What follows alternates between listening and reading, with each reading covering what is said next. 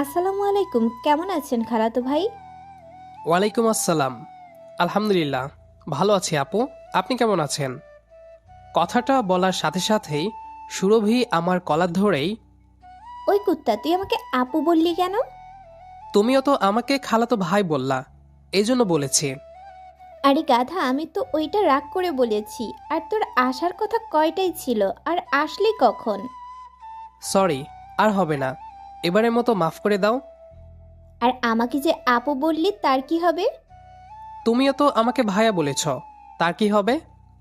আচ্ছা বাদ দাও, চলো এখন হাওয়াই রোড দিয়ে ঘুরে আসি।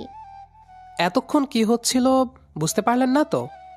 এতক্ষণ যার সাথে কথা বলছিলাম সে হচ্ছে আমার গার্লফ্রেন্ড সুরভি, বেড়াগাঁও সরকারি কলেজের ছাত্রী। আর আমি রনি শেখ রাসেল, টেক্সটাইল ইনস্টিটিউটের ছাত্র। আমাদের সম্পর্কটা আসলে 3 বছর থেকে চলে আসছে এই দুষ্টুমিষ্টি ঝগড়া আর ভালোবাসার মধ্যে দিয়ে। কিন্তু ওপরওয়ালা আর চাই না আমাদের সম্পর্কটা আরও এগিয়ে যাক। আসলে আমি দেরি করার কারণ হচ্ছে আজ কয়েকদিন থেকে আমার রক্ত বমি এবং কাশির সাথে রক্ত বের হওয়া। আজ ডাক্তার দেখাতে গিয়েছিলাম আর রিপোর্ট সন্ধ্যায় দেওয়ার কথা। যাই হোক, এবার গল্পে ফেরা যাক। অনেকক্ষণ ঘোরাঘুরি আর আড্ডা দিয়ে সুরভিকে বাসায় রেখে এসে ডাক্তারের কাছে রিপোর্ট তুলতে গিয়ে শুনি আমার নাকি ব্লাড ক্যান্সার ধরা পড়েছে। আপনার শরীরের যে অবস্থা, আমার অভিজ্ঞতা থেকে মনে হয় না আপনার হাতে আর মাত্র 30 দিনের বেশি আছে। কথাটা আপনার বাসায় জানিয়ে দিবেন। কাপা কাপা হাতে রিপোর্টটা নিয়ে বাসায় যাওয়ার 10 মিনিটের রাস্তা আমি 1 ঘন্টা লাগিয়ে দিলাম। 1 ঘন্টা পর বাসায় এসে কাউকে না জানিয়েই রুমে ঢুকে ভাবতে লাগলাম সবাইকে আমি কি বলবো। হঠাৎ ফোনটা বেজে ওঠাই চমকে ফোনের দিকে তাকিয়ে দেখি সুরভি ফোন দিচ্ছে। ফোনটা রিসিভ করার সাথে সাথেই, কুত্তা, ফোন ধরতে এত সময় লাগলো কেন? আর বাসায় গিয়ে একবারও আমার কথা মনে পড়েনি? একবারও ভাবলি না তুই বাইরে থাকলে আমার টেনশন হয়? সুরভির প্রতিটা কথা যেন আমার বুকের ভেতরে লাগতে শুরু করে দেয়। ও যদি আমার সব কথা জানতে পারে তাহলে ও আমার সাথে সাথে নিজের জীবনটাও শেষ করে দিবে। এসব ভেবে ভেবে অনেকক্ষণ চুপ করে থাকার পর এই কুত্তা হারামি, কথা বলিস না কেন? ও নিজেকে সামলাতে পারবে না ভেবে আমি নিজে একটা সিদ্ধান্ত নিয়ে নিলাম আর বলতে লাগলাম, দেখো, আমাকে আর প্যারা দিবা না। তোমার প্যারা নিতে নিতে আমি অসহ্য হয়ে গেছি। দয়া করে আর ফোন দিবা না। বলে ফোনটা কেটে দেওয়া মাত্রই আবার ফোন দেওয়া শুরু করলো। অনেকবার ফোন দেওয়ার পর ফোনটা রিসিভ করতেই, কি হয়েছে তোমার জান? তুমি এমন করতেছো কেন? তুমি কি কোনো সমস্যায় আছো? প্লিজ আমাকে বলো, তাও আমাকে ইগনোর করো না। সুরভির কান্নাজড়িত কাপা কাপা কণ্ঠে ভেসে আসা কথাগুলো যেন বিষমাখা তীরের মতো এসে লাগছে আমার কলিজায়। তাই আমি আর সহ্য করতে না পেরে বললাম, দেখো, তোমার সাথে আমার এতদিন যা ছিল সব টাইম পাস। আমি তোমাকে কখনোই ভালোবাসিনি। তোমার ভালোর জন্যই বলছি, আজ থেকে তোমার আর আমার রাস্তা আলাদা। আজ থেকে ব্রেকআপ। বলেই ফোনটা কেটে দিয়ে ওকে সব জায়গা থেকে ব্লক মেরে ফোনটা বন্ধ করে রাখলাম। অন্যদিকে কি হয়েছে ভাবি? আপনি এভাবে কান্না করছেন কেন? কিছু কি হয়েছে আপনাদের মাঝে? অন্যদিকে সুরভির কান্না কান্না কণ্ঠে আমার ফ্রেন্ড তানভীরকে ফোন দেয়। ভাইয়া, রনি এখন কোথায় একটু বলতে পারবেন প্লিজ? ও আমাদের এতদিনের সম্পর্ক এক নিমিষেই শেষ বলে আমাকে সব জায়গা থেকে ব্লক করে রেখে দিয়েছে। আচ্ছা ভাবি, আপনি চিন্তা করবেন না। হয়তো রাগের মাথায় এই কাজটা করেছে। কালকে সকালেই আমি এই বিষয়ে ওকে চেপে ধরবো। আপনি নিশ্চিন্তে ঘুমান আর কান্না কইরেন না। রাতে খাবার খাওয়ার জন্য মা অনেকবার ডাকলেও সাড়া না দিয়ে চুপচাপ বিছানায় শুয়ে চোখের পানি ঝরাতে ঝরাতে কখন যে ঘুমিয়ে গিয়েছি টেরি পাইনি। সকালে ঘুম ভাঙতেই দেখি তানভীর আমার খাটের পাশে বসে গল্পের বই পড়ছে। আমার ঘুম ভাঙতেই, কি ঘুম ভাঙছে নবাব সাহেবের? কালকে কি হয়েছিল যে তোর প্রাণের চেয়েও প্রিয় মানুষটার সাথে ব্রেকআপ করে দিলি? কিছু না রে ভাই, শুধু প্যারা আর প্যারা। তাই ভেবেছে এই রিলেশনটা আর টিকিয়ে রাখবো না। কিন্তু কেন? সুরভি তো তোকে অনেক ভালোবাসে রে। কেন তুই এমন করছিস? দেখ, তুই কি আমার ফ্রেন্ড নাকি সুরভির?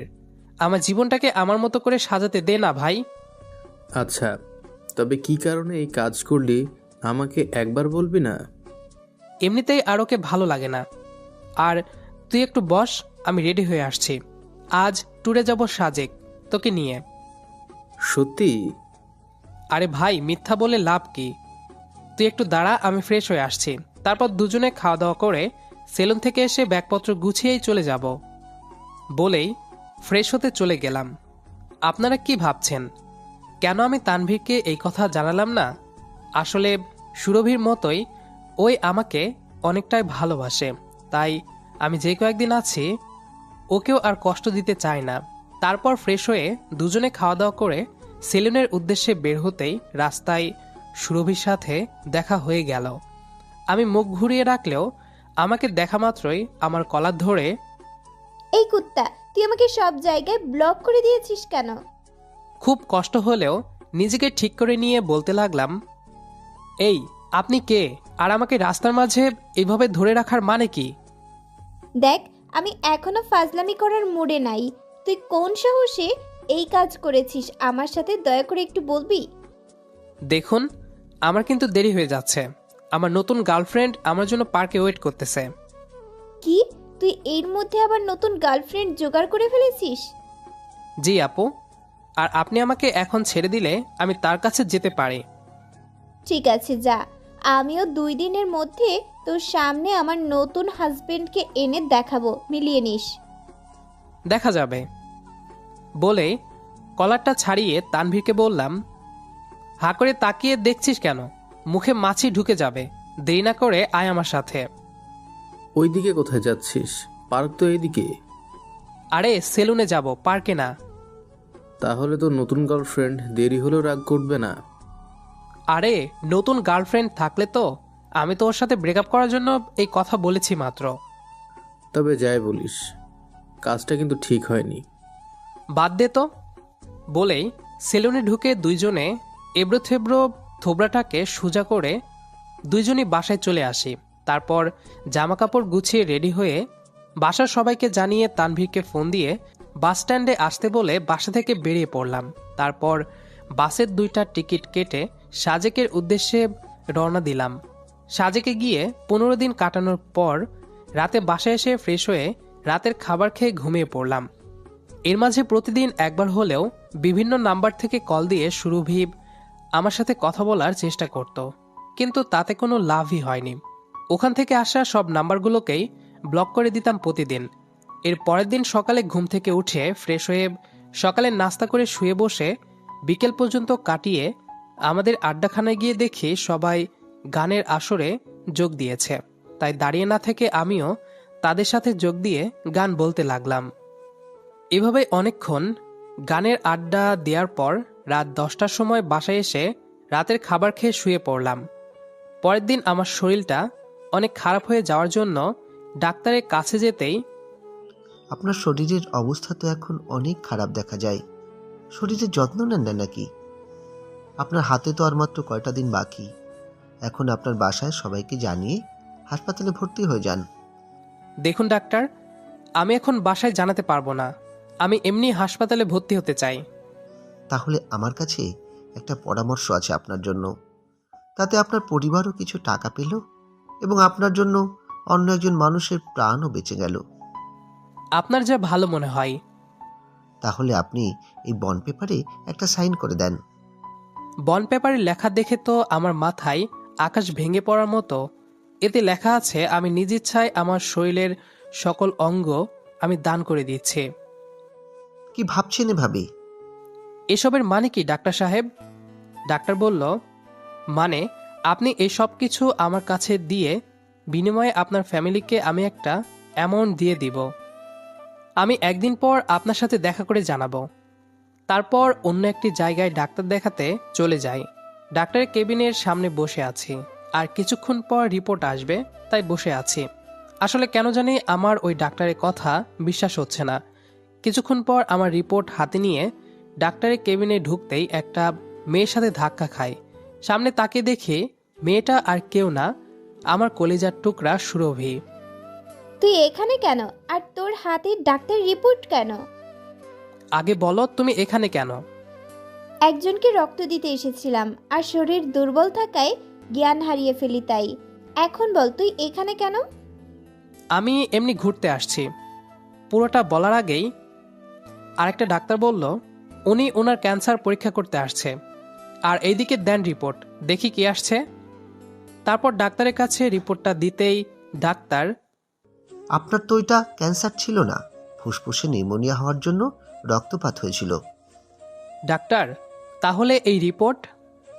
এই রিপোর্ট তো ভুয়া, আপনি কোথায় পেলেন? তারপর ডাক্তারের সাহায্য নিয়ে আগের ডাক্তারকে পুলিশের হাতে তুলে দেওয়া হয়েছে। আসলে সে ভণ্ড ডাক্তার মানুষের সুযোগ নিয়ে মানুষের অঙ্গসমূহের জাল ব্যবসা করত। তারপর হাসি মুখে বাসায় গিয়ে আমার রুমের দরজা বন্ধ করে সামনে তাকাতেই দেখি সুরভি বসে আছে। কিছু বলতেই যাব, তার আগেই, এই কুত্তা, তোর কি হয়েছে? সত্যি করে বল, তুই কেন আমাকে কারণ না জানিয়ে ব্রেকআপ করছিস? আমি কিছু না বলাই, হয় তুই আমাকে আজকে সব খুলে বলবি, না হলে আজকেই আমি সুইসাইড করব। না কিছু করতে হবে না, আমি সব খুলে বলছি। তারপর সুরভিকে সব খুলে বলতেই, এত কিছু হয়ে গেছে, আমাকে একবার জানালিও না। আর আমার থেকে পালিয়ে তুই কই যাইতি? আমি শোনার সাথে সাথেই আমিও চলে যাইতাম। আমাকে এমনভাবে জড়িয়ে ধরে আছো যে আমাকে ছেড়ে দিলেই ভ্যানিশ হয়ে যাব। আজকেই আমাকে বিয়ে করতে হবে, নইলে আমি সুইসাইড করব বলে দিলাম। আচ্ছা, বিয়ে আজকে না করলে হয় না? তোকে বিয়ে করতে হবে না, আমি মরে গেলে তুই নতুন কাউকে বিয়ে করে নিস। আচ্ছা বাই, ভালো থাক। বলেই চলে যেতে লাগলেই হাতটা ধরে শক্ত করে এক টান দিয়ে আমার বুকের মাঝে এনে জড়িয়ে ধরে বলতে লাগলাম, কই যাও গো কলিজা, আমি আজকেই তোমাকে বিয়ে করব। কখনো ছেড়ে যাবে না তো? এই পৃথিবীর একাকাশ পরিমাণ শূন্যতা ভরা দিঘিটাও যদি বলে তুমি ভালো নও, তবুও আমি তোমার পেছনে ছুটব।